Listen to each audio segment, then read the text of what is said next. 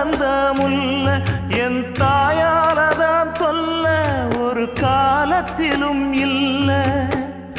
அன்னமே அன்னமே அன்னை சொல்வேதமே சொல்லத்தான் ஒரு வார்த்தை போதலையே. ஏன் சொந்தந்தான் தாய விட்டு போகலியே.